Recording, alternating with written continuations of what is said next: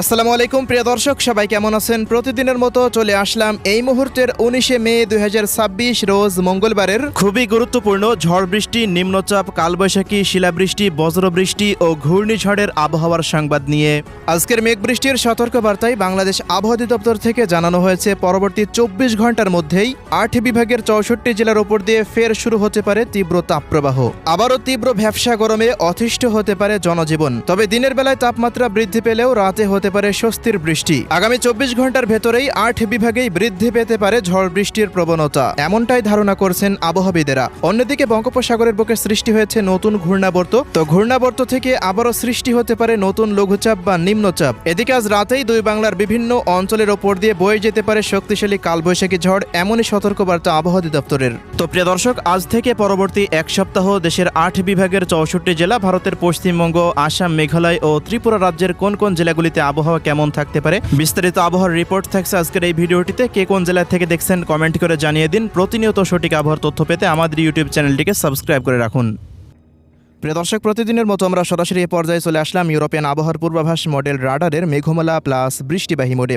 তো পরবর্তী 24 ঘন্টার আবহাওয়ার রিপোর্টে আবারও বড়সড় পরিবর্তন লক্ষ্য করা যাচ্ছে, বিশেষ করে সিলেট, ময়মনসিংহ ও রংপুর বিভাগের জেলাগুলিতে।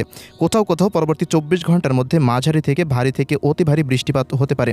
এছাড়া প্রিয় দর্শক, ঢাকা, রাজশাহী, খুলনা, বরিশাল, চট্টগ্রাম, ভারতের পশ্চিমবঙ্গ ও ত্রিপুরা রাজ্যের জেলাগুলিতে ইতিমধ্যেই তাপমাত্রা পরিস্থিতি বৃদ্ধি পেয়েছে। আগামী 24 ঘন্টার মধ্যে তাপমাত্রা পরিস্থিতি আরও বৃদ্ধি পাওয়ার সম্ভাবনা রয়েছে। তো আমরা শুরু করছি 19শে মে রোজ মঙ্গলবার সকাল থেকে দুপুর পর্যন্ত আবহাওয়াটা কেমন থাকতে পারে সারা বাংলাদেশের, পাশাপাশি ভারতের পশ্চিমবঙ্গ, ত্রিপুরা, আসাম, মেঘালয়ের সে আপডেটটি জানাবো। এরপর চলে যাব সরাসরি আমরা দুপুর 1টার পর হতে রাতের আবহাওয়ার পরিস্থিতিতে।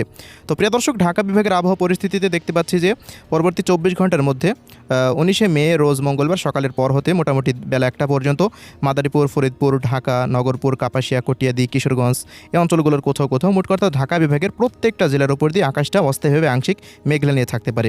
একইভাবে রাজশাহী বিভাগেরও রাজশাহী, চাঁপাইনবাবগঞ্জ, নওগাঁ, জয়পুরহাট, বগুড়া, সিংড়া, সিরাজগঞ্জ, পাবনা, নাটোর এই সমস্ত অঞ্চলগুলোতেও আকাশটা দেখা যাচ্ছে মোটামুটি প্রায় 100% মতো মেঘলা নিয়ে থাকার সম্ভাবনা রয়েছে। তবে এদিকে বরিশাল বিভাগ ও খুলনা বিভাগের কোনো জেলার উপর দিয়ে তেমন কোনো বড়সড় মেঘলা আবহাওয়া দেখা যাচ্ছে না। এই অঞ্চলগুলোর সাময়িক দু এক অঞ্চলে 20% মতো, কোথাও কোথাও দেখা যাচ্ছে 3%, কোথাও কোথাও 1%, দু এক অঞ্চলে কুষ্টিয়া, মেহেরপুর এই অঞ্চলগুলোতে 80% মতো আকাশটা মেঘলা নিয়ে থাকতে পারে। প্রিয় দর্শক, রাজশাহী অঞ্চলের দিকে যদি বড়সড় আবহাওয়ায় পরিবর্তন ঘটে তো তার প্রভাব কিন্তু পড়ে খুলনা বিভাগের কুষ্টিয়া জেলার উপরে। এজন্যই রাজশাহীতে যেমন আবহাওয়া থাকে ঠিক ওই সময় খুলনা বিভাগের কুষ্টিয়া জেলাতেও আবহাওয়া ঠিক একই রকম থাকতে পারে। তো প্রিয় দর্শক, 19শে মে মঙ্গলবার সকাল থেকে দুপুর পর্যন্ত বরিশাল, চট্টগ্রাম, খুলনা ও ভারতের পশ্চিমবঙ্গের জেলাগুলিতে আবহাওয়াটা প্রায় পরিষ্কার অবস্থায় থাকবে বলেই দেখা যাচ্ছে। তবে এদিকে রংপুর, ময়মনসিংহ, সিলেট, ঢাকা বিভাগের জেলাগুলিতে আকাশটা প্রায় ভালোই মেঘলা নিয়ে থাকতে পারে। রাজশাহী বিভাগের জেলাগুলিতেও আকাশটা প্রায় ভালোই মেঘলা নিয়ে থাকতে পারে। তো দেখুন, সিলেট বিভাগের দেখতে পাচ্ছি যে বিশ্বম্ভরপুর, ফিনারবাগ, শতকবাজার, জয়ন্তাপুর, জাকিগঞ্জ, চরখাই, বড়লেখা, সিলেট, বালাগঞ্জ, কোলাউড়া, মৌলভীবাজার, হবিগঞ্জ, সুনামগঞ্জ, কামালগঞ্জ, হাবিবগঞ্জ, নাসিরনগর, বানিয়াচং, ইটনা এই সমস্ত অঞ্চলগুলোর বিভিন্ন স্থানের উপর দিয়ে মাঝারি থেকে ভারী বৃষ্টিপাতের আভাস রয়েছে মঙ্গলবার। এছাড়া এদিকে ময়মনসিংহ বিভাগেরও দেখা যাচ্ছে যে নেত্রকোনা, কেন্দুয়া, ময়মনসিংহ, ত্রিশাল, ভালুখা, এদিকে ফুলপুর, নালিতাবাড়ি, বাহাদুরাবাদ, শেরপুর, জামালপুর, শ্রীবর্দী এই অঞ্চলগুলোর কোথাও কোথাও মাঝারি থেকে ভারী বৃষ্টিপাতের আভাস পাওয়া যাচ্ছে মঙ্গলবার। এদিকে রংপুর বিভাগেরও দেখতে পাচ্ছি রংপুর, গাইবান্ধা, কুড়িগ্রাম, চিলমারি, লালমনিরহাট, নীলফামারী এই অঞ্চলগুলোরও কোথাও কোথাও মাঝারি থেকে ভারী বৃষ্টিপাতের আভাস রয়েছে। এছাড়া এদিকে দিনাজপুর, ঠাকুরগাঁও, পঞ্চগড় এই অঞ্চলগুলোতে আবহাওয়াটা আংশিক মেঘলা নিয়ে থাকতে পারে। দু এক অঞ্চলে বিক্ষিপ্ত বৃষ্টিপাত হতে পারে, তবে রাডার থেকে তেমন বড়সড় পরিবর্তন লক্ষ্য করা যাচ্ছে না। তো এই ছিল মোটামুটি সকাল থেকে দুপুর পর্যন্ত আবহাওয়া। আসাম, মেঘালয়, শিলং, গৌহাটি, শিলচর, মিজোরাম রাজ্যের দিকে ভারী বৃষ্টিপাতের আভাস রয়েছে। ত্রিপুরা রাজ্যের দু এক অঞ্চলে বিক্ষিপ্ত বৃষ্টিপাত হতে পারে।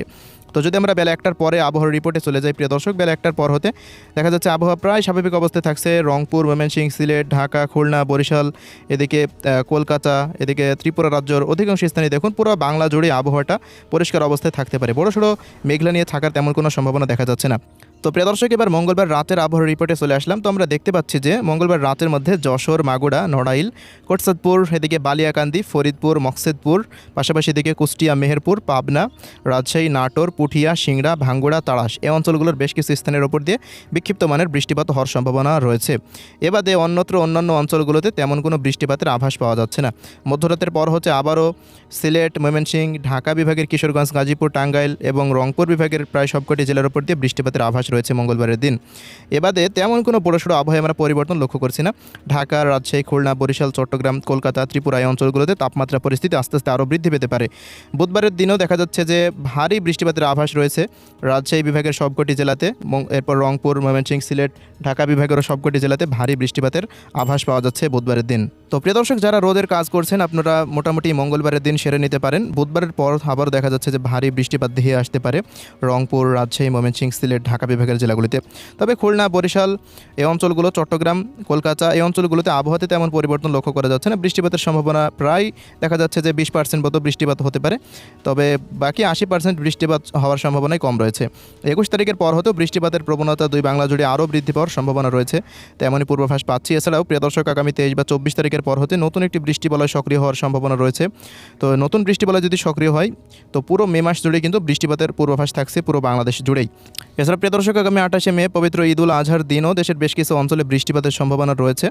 তো আমরা সেই বিষয়ে গভীর পর্যবেক্ষণ করছি। নতুন যদি পূর্বাভাস পেয়ে যাই ঈদ উল আজহার দিনে বৃষ্টিপাতের বিষয়ে, আমরা জেলাভিত্তিক আবহাওয়ার রিপোর্ট আমরা ফেসবুক পোস্টে জানাবো, পাশাপাশি আমাদের ইউটিউব চ্যানেলেও ভিডিওর মাধ্যমে আপনাদেরকে জানিয়ে দেবো ইনশাল্লাহ।